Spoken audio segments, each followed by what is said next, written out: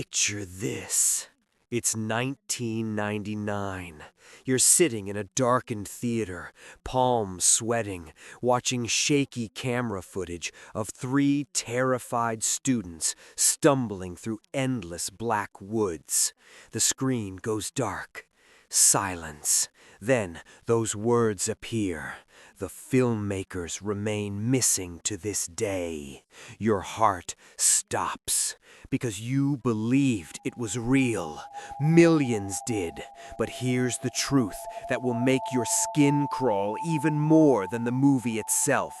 Every single piece of that ancient legend, every witch trial, every murdered child, every cursed stone was manufactured from thin air by two filmmakers with a camera and a dream. Welcome to the most successful lie in horror history. The legend that never was. Let me take you back to what you thought was true, the mythology that crawled into your nightmares and set up camp there. The year, 1785. The place, Blair, Maryland, a settlement that would soon cease to exist. An elderly woman named Elly Kedward lived on the outskirts of town, keeping to herself, as old women in isolated communities often did. But when local children began telling stories, claiming she'd lured them to her cabin and drawn their blood, the town exploded into panic. Witchcraft, the accusation that destroyed countless lives throughout history, was about to claim another victim. The townspeople didn't hesitate. They didn't question children's testimonies or seek evidence. They simply acted.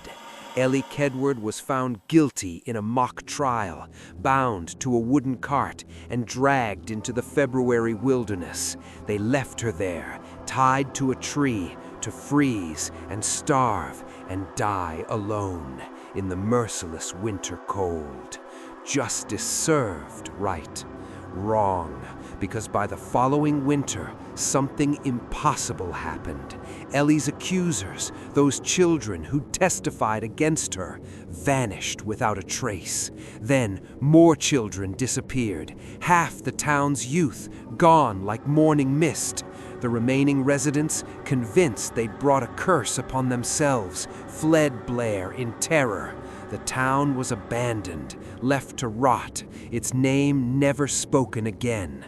For nearly 40 years, Blair remained a ghost town, its empty buildings slowly collapsing, nature reclaiming what humanity had forsaken. The curse awakens, but curses don't sleep. In 1824, new settlers arrived, ignorant of the dark history beneath their feet. They renamed the area Burkittsville and began building their lives. They should have known better. They should have asked why the land was empty. Just 1 year later, in 1825, 10-year-old Eileen Treacle was playing near Tappy East Creek on a bright summer afternoon. Witnesses saw her laughing, splashing in the shallow water. Then they saw something else, a pale, ghostly hand emerging from the depths, wrapping around the girl's ankle and dragging her under. She never surfaced. Her body was never found, but for 13 days afterward, the creek became clogged with strange bundles, sticks bound together with what looked like hair, wrapped in an oily substance that made the water shimmer with unnatural colors. The townspeople fished them out, terrified, then burned them.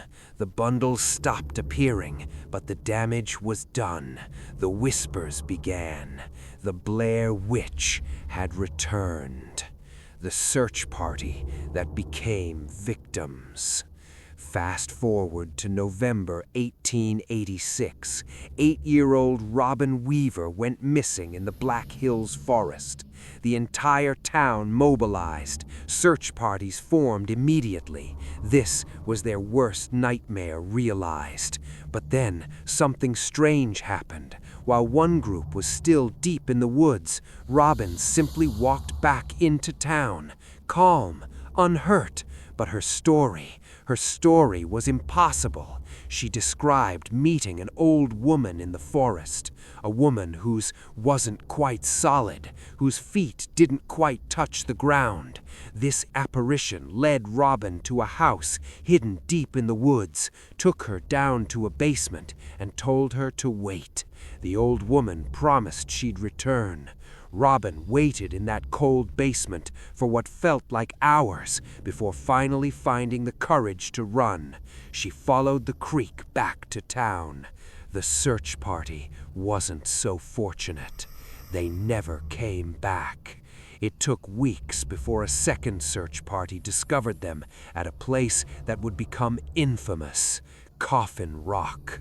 What they found there would haunt Burkittsville forever.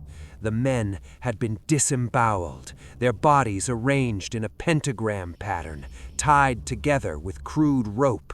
Their organs were missing. Whatever killed them had done so slowly, methodically, ritualistically. The investigation went nowhere. How could it? There were no suspects, no evidence, no rational explanation. The town did what it always did. They tried to forget. They tried to move on. But the Blair Witch wasn't finished.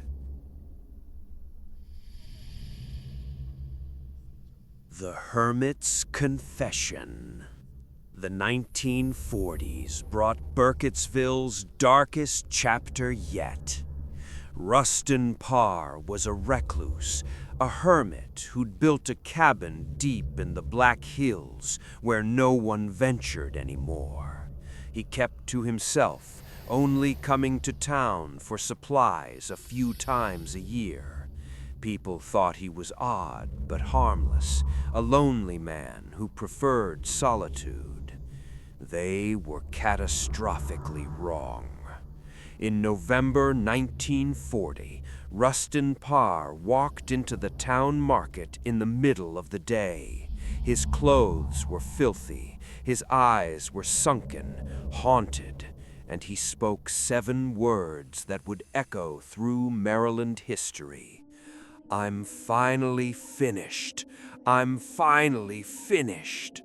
The police didn't understand at first. Finished with what? But something about his demeanor, the hollow way he spoke, the resignation in his voice, made them investigate his property.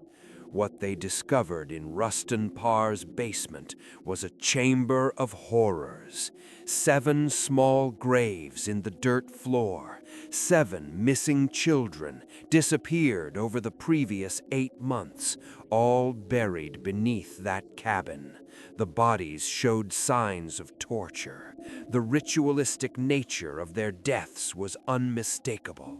But the 8th child, Kyle Brody, was found alive.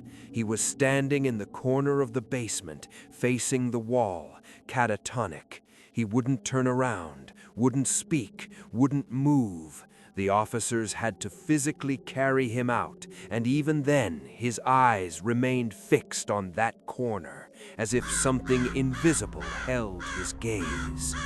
During interrogation, Rustin Parr confessed to everything, but his confession was stranger than the crimes themselves. He claimed he hadn't acted alone, that an old woman's ghost lived in the woods, visiting him nightly, commanding him to bring her children. She'd taught him the ritual. Bring the children to the basement in pairs, make one face the corner while he killed the other. That way, the victim facing the corner couldn't see what was coming and couldn't cast a cursed glance upon their killer. "She made me do it," Parr repeated endlessly. "The old woman in the woods made me do it." The courts didn't care about ghost stories. Rustin Parr was convicted and hanged in 1941. His cabin was later burned to the ground by locals who wanted to erase the horror from their landscape. Only the foundation remains, or so the legend says. The filmmakers who vanished. Jump to October 1994. 3 film students from Montgomery College, Heather Donahue, Joshua Leonard, and Michael Williams, decided to investigate the Blair Witch legend for a documentary project. They interviewed Burkittsville residents, explored the historical sites, and ventured into the Black Hills forest with camping gear and cameras. They were never seen again. A year later, their footage was found buried near the old Parr cabin foundation. The footage showed their psychological descent into terror. Strange stick figures hanging in trees, piles of rocks appearing outside their tent, inhuman sounds in the darkness, and finally that horrifying final scene in a decrepit house that shouldn't exist. The footage ended with screaming and the camera falling to the floor. The billion-dollar lie. Now let me shatter your reality. None of it happened. Not Elly Kedward, not the vanished children of 1786, not Eileen Treacle drowning in ghostly hands, not Robin Weaver's impossible encounter, not the massacred search party at Coffin Rock, not Rustin Parr's basement of horrors. Every single detail was fabricated. Directors Daniel Myrick and Eduardo Sanchez created the entire mythology from scratch. There was never a town called Blair, Maryland. Burkittsville is real, but it has no connection to any of these events. Elly Kedward never existed. Rustin Parr is a fictional character, his name deliberately chosen as an anagram of Rasputin.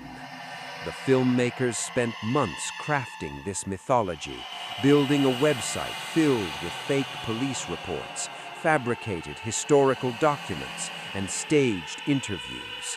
They understood something profound about human psychology. We want to believe in the mysterious, the ancient, the cursed. They gave us permission to believe, and we did. The Blair Witch Project became a cultural phenomenon, earning nearly $250 million worldwide on a $60,000 budget. But more than that, it created a real legend where none existed before. It birthed a modern myth that has embedded itself into American folklore.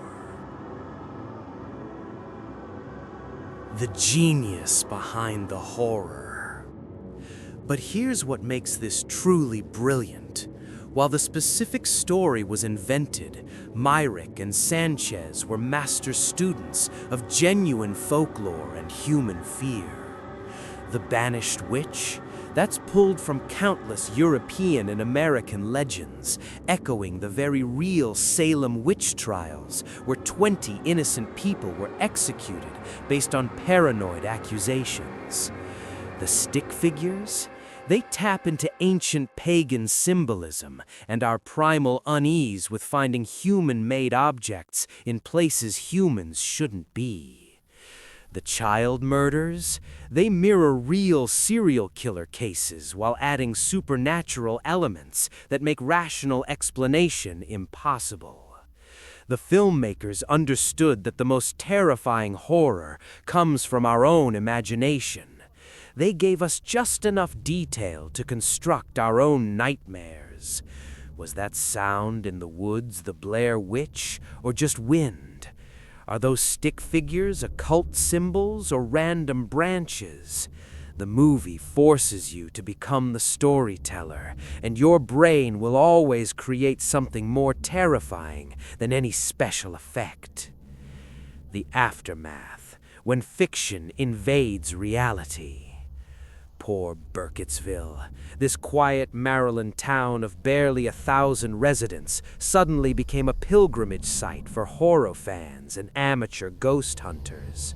People descended on the town searching for Coffin Rock, which doesn't exist, demanding directions to Rustin Parr's cabin foundation, which was never real, and trespassing on private property, looking for evidence of the Blair Witch. The town's welcome sign has been stolen so many times that officials finally installed a reinforced version that's harder to remove.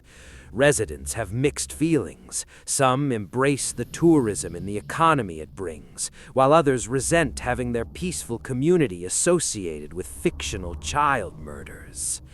The Blair Witch has become real through collective belief. Fan theories proliferate online. People claim to have experiences in Maryland woods. Sequels have been made, each adding layers to the mythology. What started as a hoax has achieved something remarkable. It's become authentic folklore, passed down and embellished, taking on a life independent of its creators. The deeper truth. Here's the truly unsettling part. The Blair Witch Project proved that in the information age, a well-crafted lie can become indistinguishable from truth.